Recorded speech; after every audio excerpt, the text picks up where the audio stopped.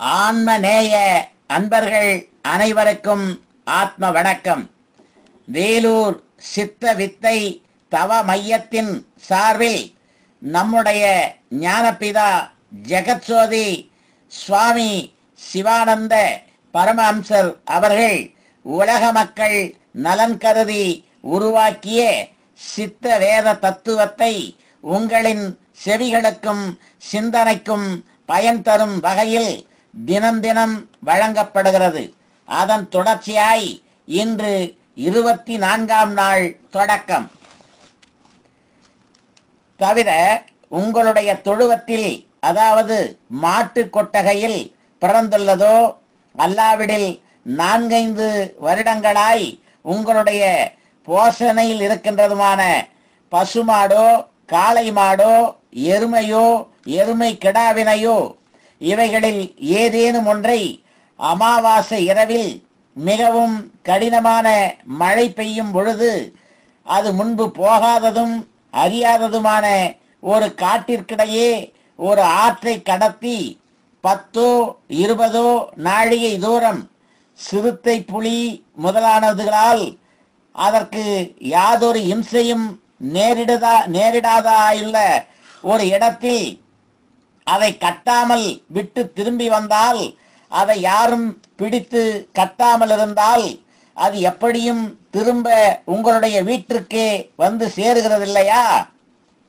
ஆம், வந்து சேருகிறது. ஆனால் நம்மில் மனிதர் என்று அபிமானித்து வருகிற இருகாலி ஜீவியான ஒருவரை பகல் நேரத்தில் சாதாரணமாய் ஜனங்கள் அதிகமாக நடமாடிக்கொண்டிருக்கிற ஒரு பாதை வழியாய் 10-15 மைல் தூரத்தில் முன்பு போகாத ஒரு பட்டணத்தில் நீங்கள் அழைத்து கொண்டு போய் அந்த பட்டணத்தின் நடுவில் அவரை விட்டு நீங்கள் திரும்பி வந்தால் அவருக்கு வேறொருவர் உதவி இல்லாமலோ வழியை கேட்காமலோ முதலில் புறப்பட்டு போன இடத்திற்கே திரும்பி வந்து சேர முடியுமா? வேறொருவருடைய உதவி இல்லாமலோ அல்லது வழி கேட்காமலோ திரும்பி வர முடியாது. அது என்ன காரணம்? விசேஷ புத்தியும் அறிவும் உள்ளது மனிதர்களுக்கு மாத்திரமாகும் என்றும் அம்மனிதர் நாமாகும் என்றும் நீ சொன்னீர் அல்லவா? அப்படி இருக்க என்ன காரணம் திரும்பி வர முடியவில்லை?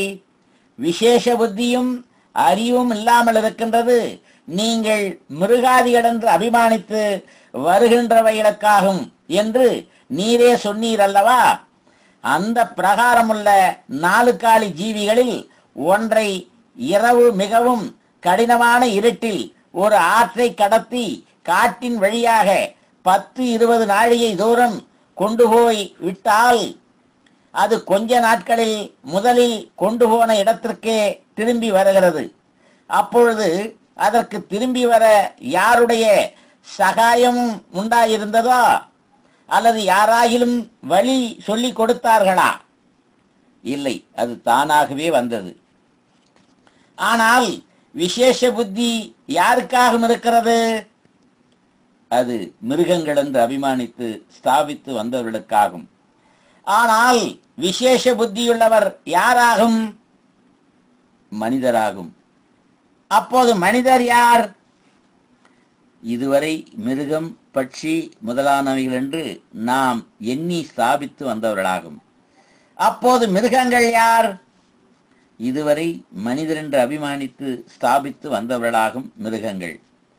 ஆனால் முன் சொல்லப்பட்ட 4 காலி முதலான ஜீவிகளாகும் மனிதர் என்று இப்பொழுது தீர்மானிக்கப்பட்டதற்கு காரணம் அவைகளுக்கு விசேஷ புத்தி உண்டாயிருந்ததனாலாகும். ஆனால் அறிவாயிருக்கின்ற வஸ்து வாயுவென்று முன் அத்தியாயத்தில் சொல்லியதல்லவா? அந்த வாயு அவைகளுக்கு சுவாதீனமாகும். அது எப்படி என்றால், நாம் தூங்கும் பொழுது நம்முடைய சுவாசகதி எவ்விதமோ அவ்விதமே முன் சொல்லப்பட்ட 4 காலி முதலான ஜீவிகளுக்கு சுவாசகதி சதா காலமும் இருக்கின்றது. அந்த அறிவாய் ஜீவசக்தியாய் இருக்கிற வாயு ஏக கதியாக வரும்பொழுது எல்லா நிலைமைகளும் சுவாதீனமாய் வருகிறது. அதனால் அந்த வாயுவினுடைய சுவாதீனத்தினால் இன்ன இடத்திலிருந்து புறப்பட்டோம் என்றும் இன்ன வழியாய் வந்தோம் என்றும் மோப்ப சக்தியினால் உணர்ந்து புறப்பட்ட இடத்திற்கே திரும்பி வந்து சேருகிறது. அதன் காரணம் அவைகளுக்கு அந்த அறிவாயிருக்கின்ற வாயு ஏக கதியானது கொண்டு நமக்கு அந்த வாயுவினுடைய ஏக கதி அல்லாமல் பின்ன கதியாகி வரும்பொழுது உண்டாகின்ற முந்தின ராக துவேஷாதிகளோடு கூடி இவன் என் மகன், என் ஆஸ்திகளையெல்லாம் இவனுக்கு கொடுக்க வேண்டும், இவனை காப்பாற்ற வேண்டும், மற்றவன் அந்நியன், அவனுடைய சொத்தெல்லாம் நாம் கைப்பற்ற வேண்டும், அதனால் அவன் பேரில் வழக்கு நடத்த வேண்டும், எவ்விதத்திலும் அவனை கெடுக்க வேண்டும், அடிக்க வேண்டும், கொல்ல வேண்டும் என்றும் மற்றுமுள்ள கெட்ட எண்ணங்களோடு கூடி சுத்த மிருகங்களாகி நடக்கின்றதினாலும் மோப்ப சக்தி இல்லாமல் முன் சொன்னதான புறப்பட்ட இடத்திற்கு திரும்பி வர முடியாமலாய் வந்தது. எப்பொழுது நமக்கு பின்னகதி இல்லாமல் ஏக கதியாக வருகிறதோ அப்பொழுது அறிவாகி ஜீவசக்தியாகி வாயுவாய் இருக்கிற வஸ்து நம்மில் அடங்குகையும் அப்பொழுது நமக்கு அறிவுண்டாகவும் செய்கிறது. அப்பொழுது மாத்திரமே நாம் மனிதராய் தீருகிறோம். மனிதர் என்று ஒரு தனி சிருஷ்டி இல்லை. நம்முடைய தொழிலை கொண்டே வேண்டும் மனிதராவதற்கு மனிதர்களுக்கே மோட்சம் கிடைக்கிறது. தவிர இல்லாத வஸ்து நமக்கு உண்டென்று தோன்றுகிறது. அந்த தோற்றம் நசிக்கும் பொழுது மாத்திரமே மனிதராகிறோம். அது எவ்விதமென்றால் நடுப்பகல் சமயத்தில் மிகவும் கொடூரமான சூரிய கிரணம் இருக்கும் பொழுது ஒரு பாலைவனத்தில் கூடி நாம் சஞ்சரிக்கும் பொழுது அந்த இடத்தின் 4 பக்கத்திலும் பார்த்தால் நமக்கு என்னவாக தோன்றுகிறது? ஜலம் இருப்பது போல் தோன்றுகிறது.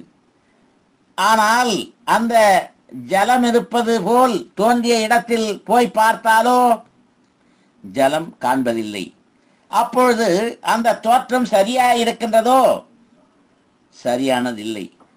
ஜலம் இருப்பதாக தோன்றுவதற்கு காரணம் என்னவென்றால் ஒரு பாலைவனத்தில் யாதொரு மரத்தின் நிழலும் இல்லாது பறந்து காலியாய் கிடக்கின்ற இடமும் அந்த இடத்தில் மிகவும் கடூரமான சூரிய கிரணங்கள் தாக்கிய போது அதிலிருந்து உண்டாகின்ற ஒளியால் ஜொலித்து கொண்டிருக்கிற அந்த ஒளியான ஜுவாலையை தண்ணீராகும் என்றும் நாம் தவறாக எண்ணியதாகும். ஆனால் அது உண்மையில் ஜலம் அல்ல வென்று நாம் போய் பார்த்தபோது நமக்கு தெரியவும் செய்ததல்லவா?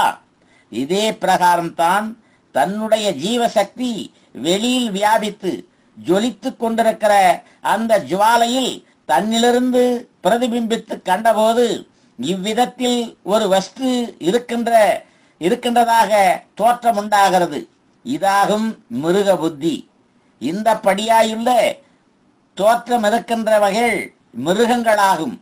இந்த தோற்றம் எவ்விடமிருந்து உண்டானதென்றும் இவ்விதம் உண்டானது தன்னுடைய சக்தியிலிருந்துதான் என்றும் அந்த சக்தி வெளியில் வியாபித்த போது பிரதிபிம்பித்ததாகும் என்றும் தெரிய வந்தது.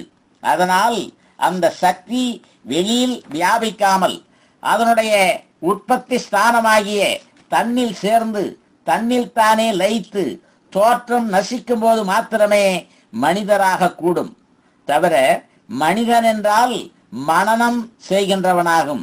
மனனம் செய்வதென்பது நித்திய வஸ்து விவேகம் செய்கிறது என்றாகும்.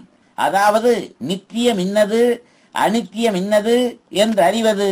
நித்தியம் இன்னதென்பதை அறிந்தால் அவனுக்கு சப்தம் இல்லை. அது என்ன காரணம் என்றால் சப்தம் நித்தியமல்ல, அனித்தியமாகும். அப்போது சப்தத்தை தன்னில் தானே லயிப்பித்து தானாக இருக்கும் நமக்கு தவிர ஒரு ஆலோசனை சமயத்தில் சப்தம் உண்டாக்க முடியுமா? முடியாது. சப்தம் உண்டாகும் பொழுது ஆலோசனை கிடைக்குமா? கிடைக்காது. அது தவிர நாம் ஆலோசனையில் இருக்கும் பொழுது நமது பக்கத்தில் இருக்கும் வேறொருவன் சப்தம் உண்டாக்கினால் நாம் என்ன சொல்லுவோம்?